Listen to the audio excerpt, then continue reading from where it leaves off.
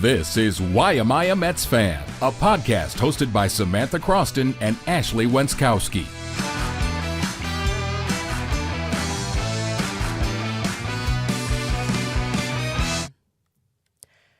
Hello, hello. Welcome into episode 6 of Why Am I a Mets Fan? Right now, we're in a really good place. We're excited about what the Mets are doing, but as a little asterisk, they're actually playing right now in the bottom of the 8th, and the score is 7-6. So we're hoping that everything is still exciting by then, but we just want to say that off the top of the show. We'll see by the time we're done talking, hopefully. Yes, Ashley has the score update on her phone.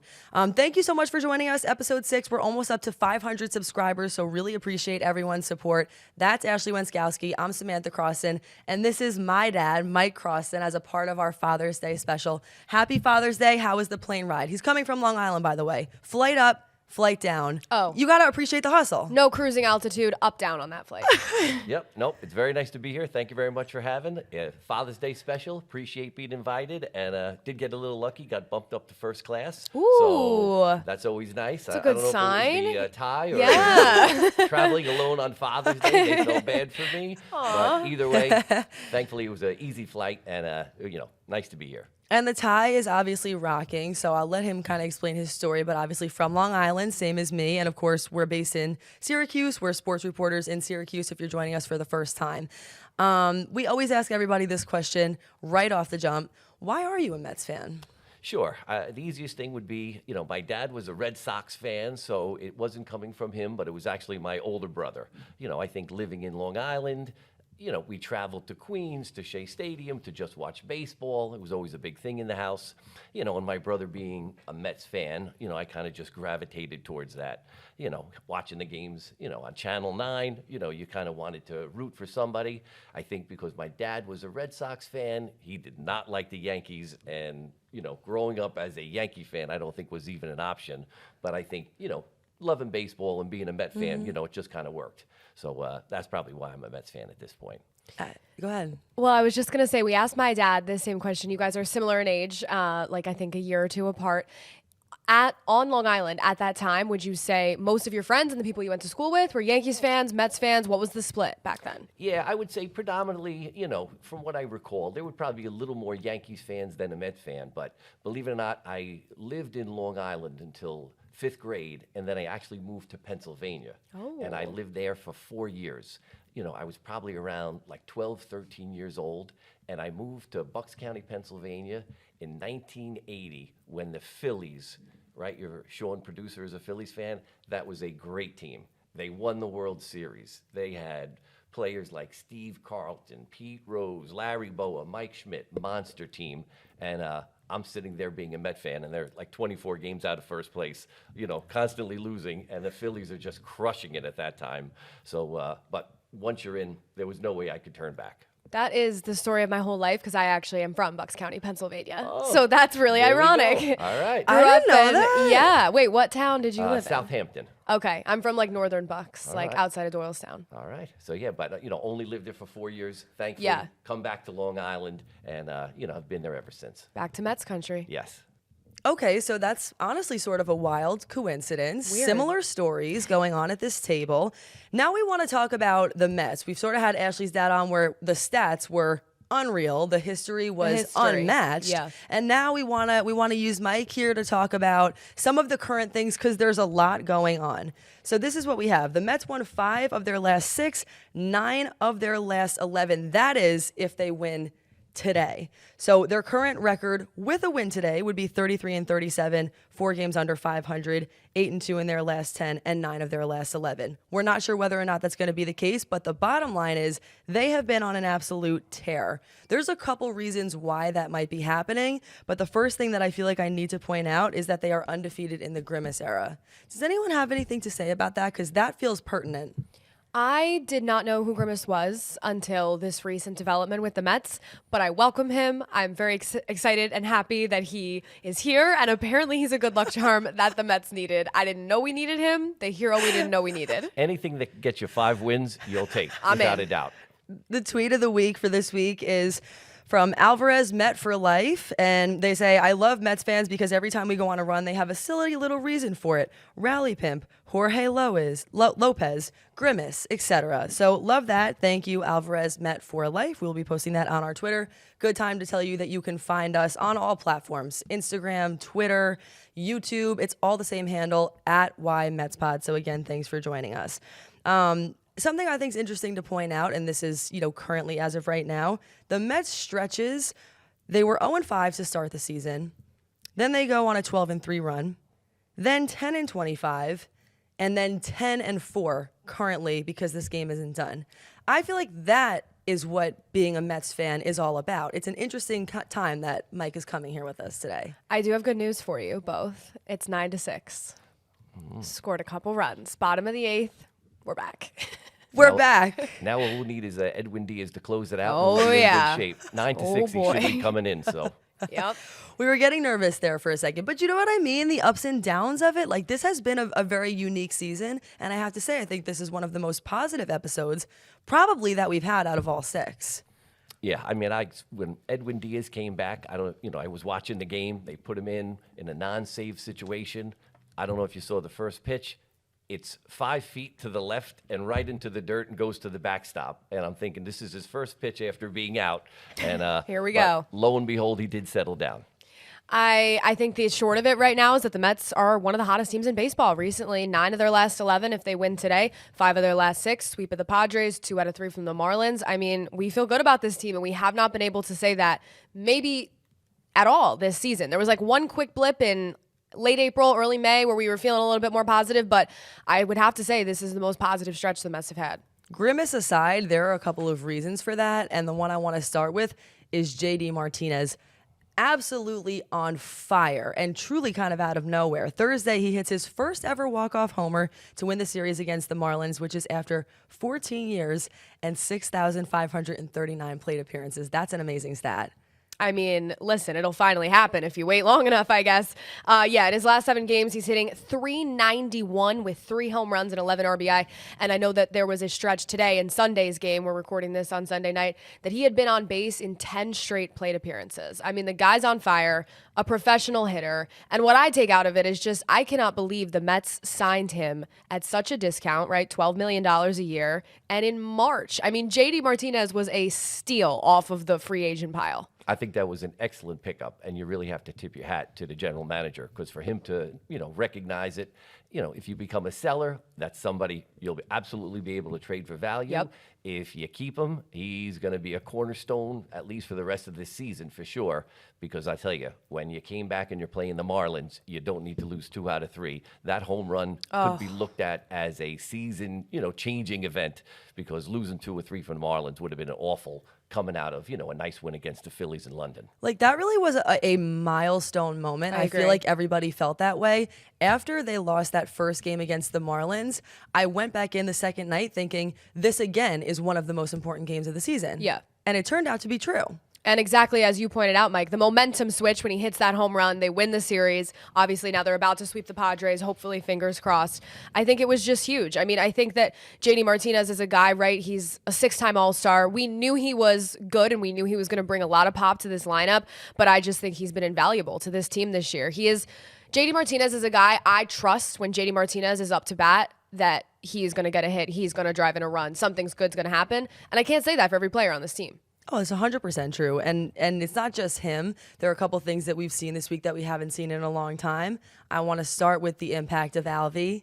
Alvy's back, the fan favorite. And this is one of our other stats of the week. The 2024 New York Mets without Francisco Alvarez in a game is 16-6. Excuse me. With Francisco Alvarez in a game is 15-6. Without, 17-31. That is significant, but it's not just the stats. You can tell upon hearing some of the SNY post-game interviews that every single pitcher is echoing some version of the same sentiment, which is that they feel more comfortable when he's in. I think the Mets have grown to, and the Mets pitching staff have grown to really rely on Alvarez, not only in terms of he's great at framing pitches, he's a great catcher, but also just in that leadership role, which is crazy to say. He's 22, 23. He is still so young, but he's really taken over this pitching staff, and it's been great to see behind the plate. Yeah, no, he comes across as like a hard-nosed catcher. Somebody, listen, he'd be willing to block the plate, let somebody run into him. He would hold the ball. He would tag him out. And, no, I think, like you say, he's a younger player, but he has definitely a good leadership skill for this team. You were going to say the Diaz thing, right? No, I was just going to say Alvarez, the stat is in here somewhere, but pitcher ERA by catcher this season is insane. The splits, when Francisco Alvarez is catching a game, the Mets pitcher ERA is 2.32.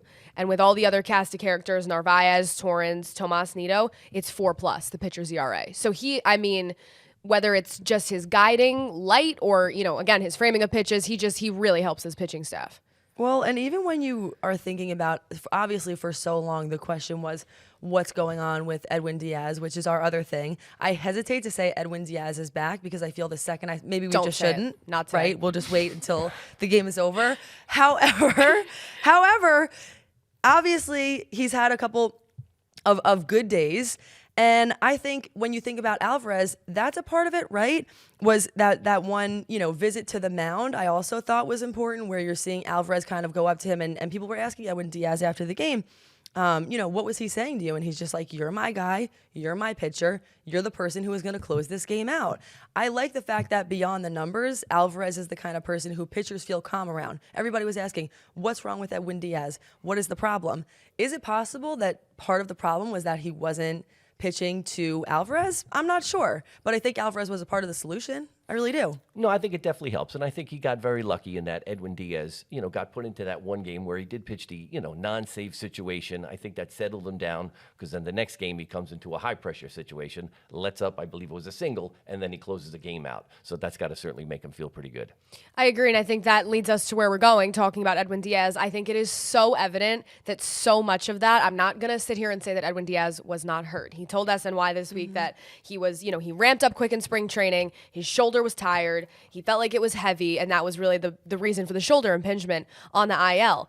But so much of it was so clear, was a mental game that he was losing against himself, night in and night out, and save opportunity in and save opportunity out. So to finally see him be able to get his first save back and win a couple of those mental battles, prove to himself more than the fans that he can do it, and he is an all-star closer, and he is the guy.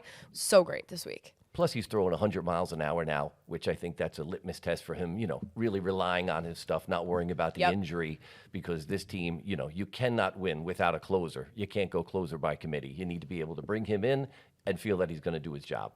He is the absolute dude. I see that written below that. You wrote, "This is the time for the Mets to prove it." What do you mean by that?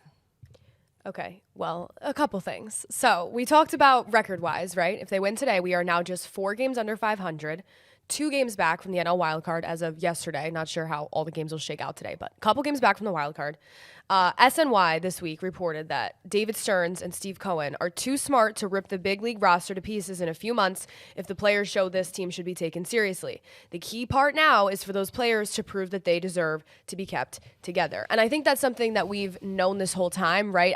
Steve Cohen and David Stearns are not going to rip the team to shreds if it's possible that they could be in contention and if it's possible that we could be looking at a playoff run later this summer.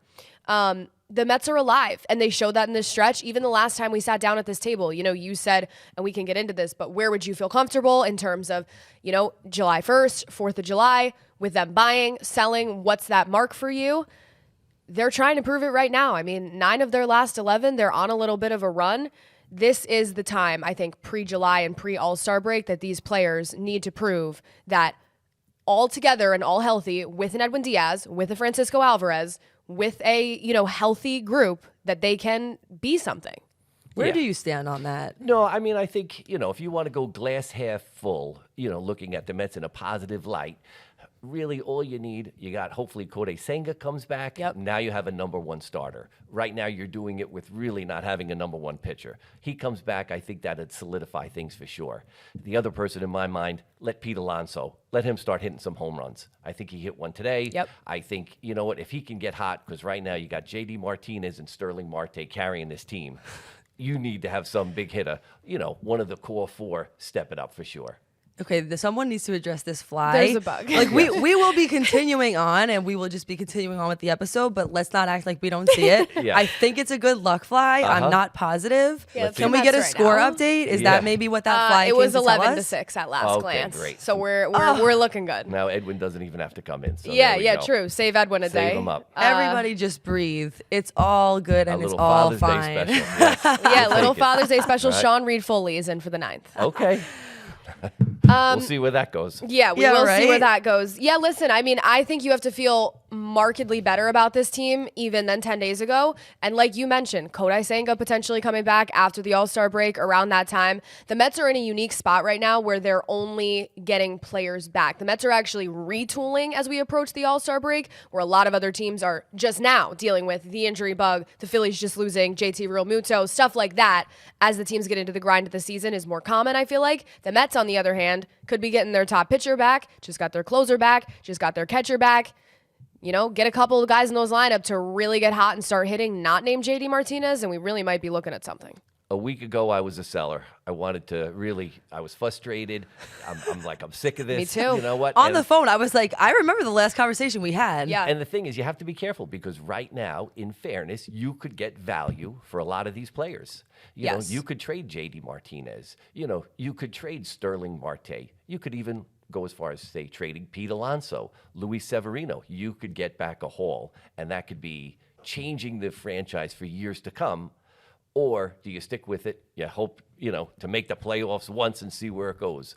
That's not an easy choice. Well, that's the problem. Like, I'm just going to ask it just flat out. Would 500 at the deadline be good enough to not sell? In a year like this, I would say maybe because the wild card is within reach. Yep. You make the playoffs in baseball, you see what happens. So listen, it's also the fan base is dying for something positive. If I'm the owner of the team, you want to do something good while you're owning it for the first 3 years. You had the disaster of 2022, which is still lingering in a lot of the fan base. Lingering. That's the perfect I word to know. describe it. It Lingering. lingers. I had a 1-year hangover after that 3-game series from the Braves. I still can't get over it. My dad literally, we had a Mets flag up. Yep. Because we were watching, surprisingly, we're home and we watched that series together. I literally watched him the next morning pull the flag down. Half staff. Has I never was- been up again. We're mourning. I was so excited to raise the flag during the playoffs. Here we go. I took it down, 2 3 days later. It was With the three- disgusting. Awful. Sorry, So the fly the just fly- hit me in the head. I hope that the camera was on you for that. Like this fly is really starting to get in the way a little bit. So sorry about that. We have a guest, and it's the fly. we have a guest. A fly is here. It's strange vibes, but the bottom line is the Mets are doing better than they have in any of the episodes that we've filmed. That was hilarious when that happened, but it does beg the question. Like obviously everybody is dying for a win. You know that this fan base is just desperate. That's the word that I would use to describe them. At the same time, do I feel like I've seen enough to not sell? I'm going to say no. I feel like with how inconsistent this team has been, some of the runs that they've been on, but then the ways that you see it get taken away, honestly, even on a day like today, and we'll obviously see what happens, but like when you got onto the plane today, what do you think was the score again? It was 4-1 when I took off. By the time I landed, I'm going to refresh my phone, and at that point, I'm still not confident, that the score could have been 5-4 Padres as much as it could have been 7-2 Mets. Right. And Thankfully, it was the latter. It was 7-2, but still, it's like then we're in the sports office, and now all of a sudden they're creeping and crawling back. That's the thing that makes me too nervous to be able to confidently say, yes, let's go for it. They've blown too many opportunities. I need to see more. I need to see another week, maybe 2 more weeks. I agree with you completely. I think your question about would 500 at the deadline be good enough to not sell? Well, now we're only 4 games under 500. So if we stay on they're not going to stay on the same pace that they've been on, right? Been on a little bit of tear. You're not going to win 9 of your last 11 every single week. But at the same time, I think they have to be over 500 at the deadline to sell. Even a couple games over, I need to see, like you said, some consistency. I'm hesitant. I'm a lot more optimistic than I have been in the last few weeks. You know, our people who watch every episode can probably tell, just like you, Mike, I was a full-blown seller 1 week ago. And now I'm not. I'm cautiously optimistic. But I think that they have to show more. They have to show some consistency. They have to show that they can hit on a night-to-night basis. And they have to show that the bullpen can get us through close games. It's not always going to be 7-2. Like you mentioned, even today, the Padres able to make a bit of a comeback. So I need to see more in conclusion. I'm sorry. But the other thing is, like, you also have to feel, can this team beat the Phillies or the Dodgers or the Yankees in the playoffs? If they can't, winning the one round, I just don't know. It's nice. But if you have an opportunity to change the franchise this year and then for the next 2 to 5 years to come, is it worth rolling the dice? I'm just not sure. That's an excellent point, and that's kind of how I feel, right? I don't want to just, get the NL wild card to lose in the wild card series, and then it's like, oh, we made the playoffs, but again, it doesn't really matter. So you're right. That's the bigger question. Can this team beat some of those powerhouses in the playoffs? And that's something that we just don't know on June 16th. Yeah, the good thing about having this owner, though, is let's all of us say you do go on that run, and you are close to making the playoffs. I could see Steve Cohen saying, all right, let's be buyers. Absolutely. Sign one pitcher. Now you have 2 solid starters. And if everybody's playing well and you had one extra good pitcher, you might have a chance. All I know is that last week when we were talking on this podcast, and I actually called him to do some of the math on that, but like we said that if they were going to be at 400 by July 4th, the record needed to be 14-6. And they took a step in a positive direction to get to that They're point. doing their job, yes. I mean, there's a lot to be said for that, and obviously that's why there is some hope there. But like I said, I'm just not sure whether or not it's enough for now. Final thoughts on the Mets. Any other topics of discussion that we want to hit on? What's the score, by the way? Are we done? Is it over? I would just like to say, I think that with this turnaround, and that's going to happen to any team that you see, get life breathed into them with a winning streak. I mean, I think the atmosphere, the game is over. They won 11-6. I mean, sweep of the Padres. Come on. Nice. Anyways. I would have liked that in the playoffs 2 years ago. 2 years But ago. That being said, We'll get take what we revenge can now. get. People who are not over it, him. That is And true. me.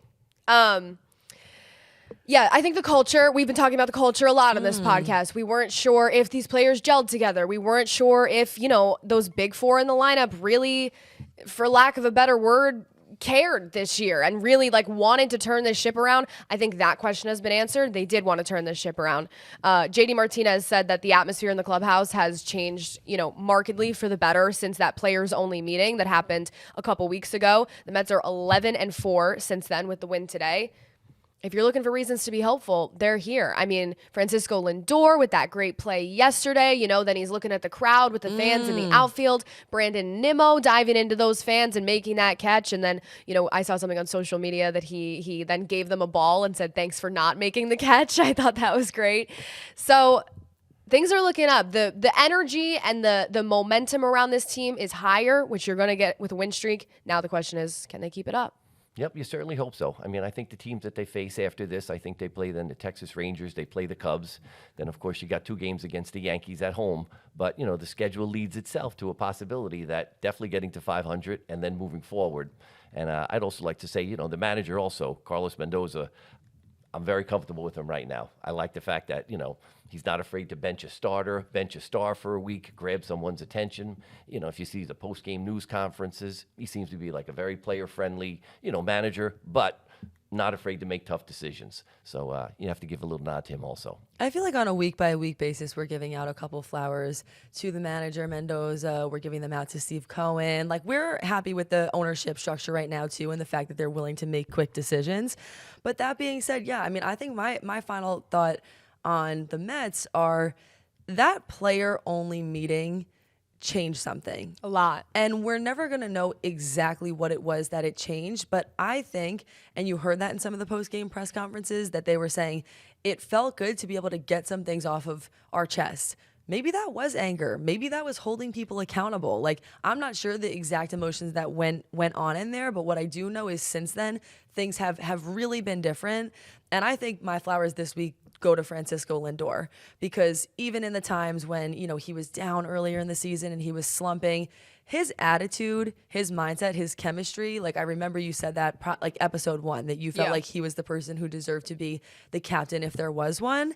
And I have felt more and more so like I agree with you the longer we've done this podcast. He called that meeting. I mean, to our knowledge, to what SNY and, the people who are there every day, that was a Francisco Lindor-based meeting. So, yeah, got to give credit where credit is due. I want to touch on what you mentioned, Mike, that the schedule going into the All-Star break, another reason to be hopeful, is very, very doable. I mean, until the All-Star break, the Mets play one team currently over 500, which is the Yankees. They got the Cubs in there, the Astros, the Nationals, the Pirates.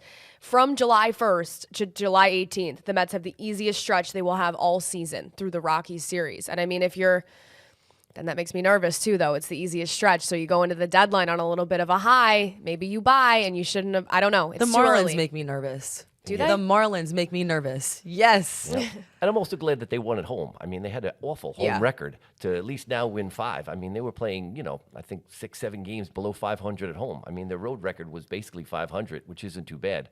But I have no idea, why they're playing so awful at Citi Field. Yep. But I'm glad to see they changed that. Last Father's week, Day. I know.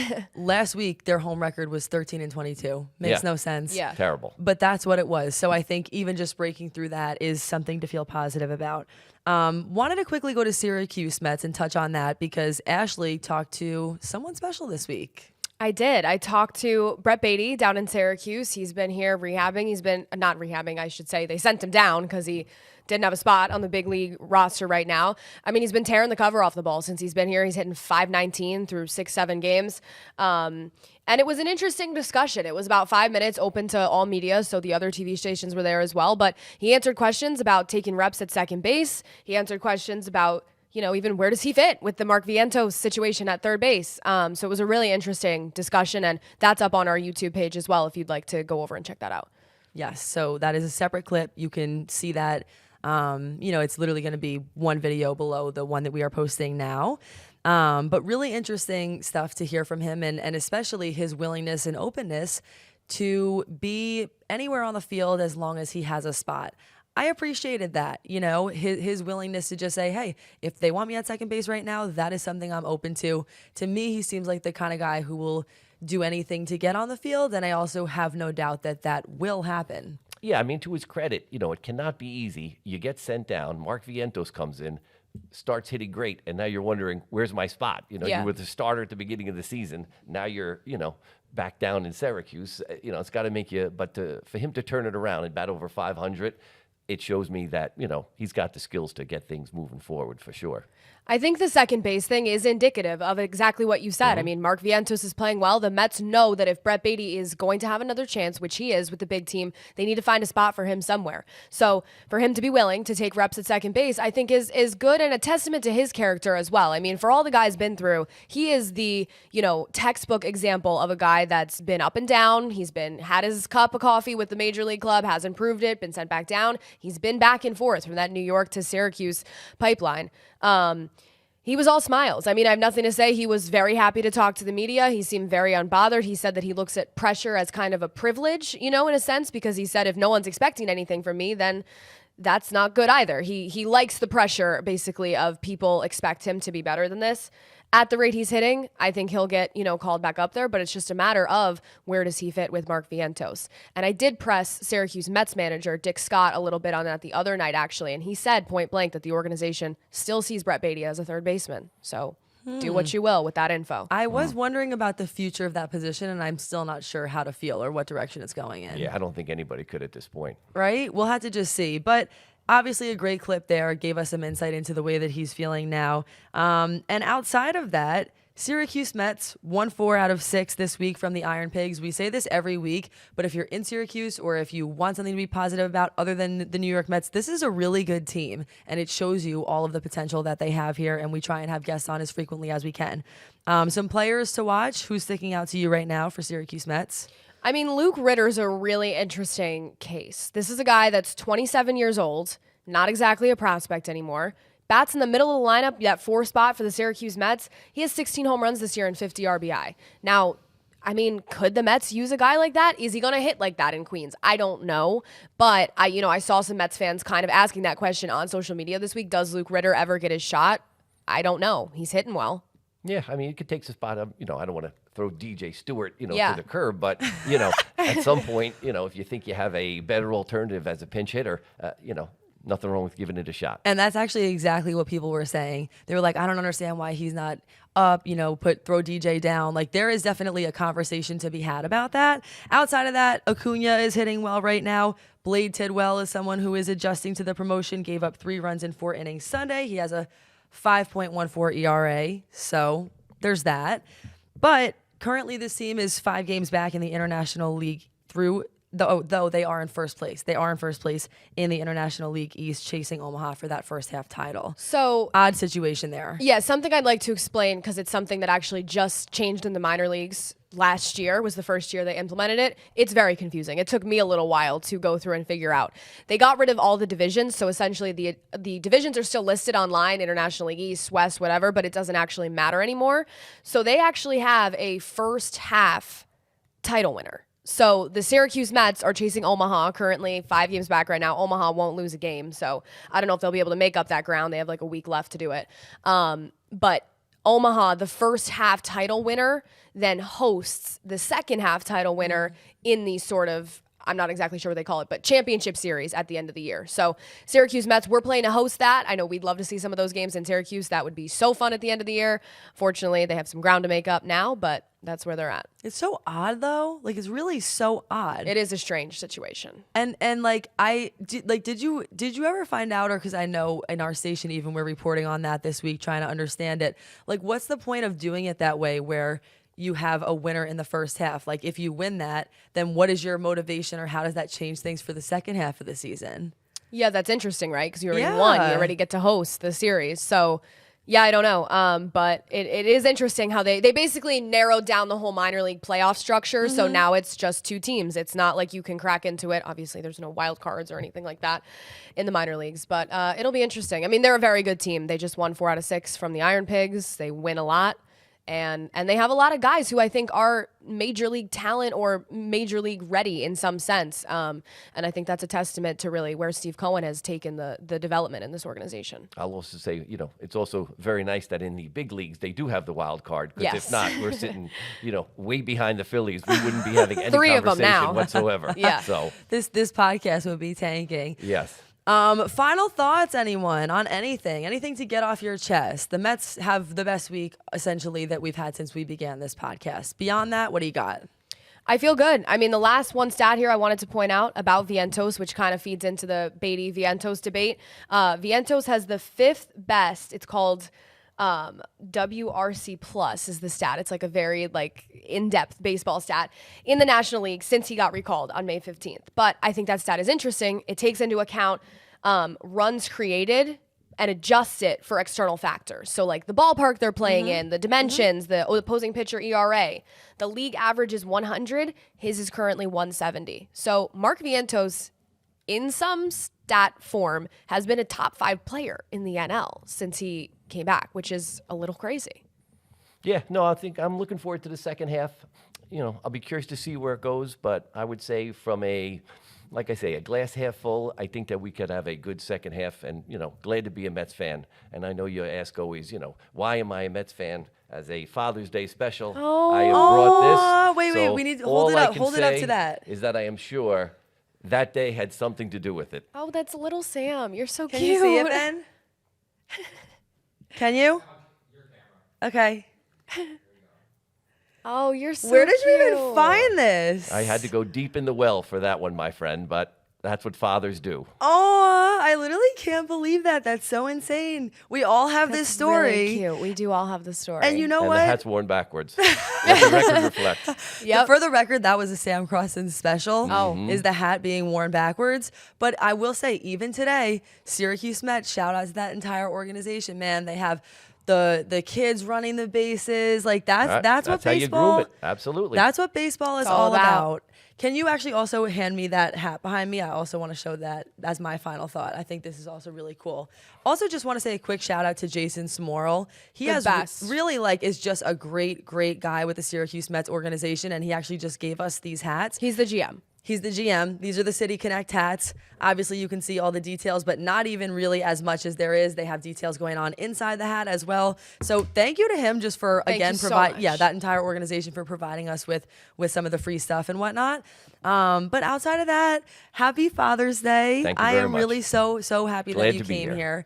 here. And my friends, we will see you next week. We hope that next week was as positive as it was this week. Happy Father's Day to all the fathers out there.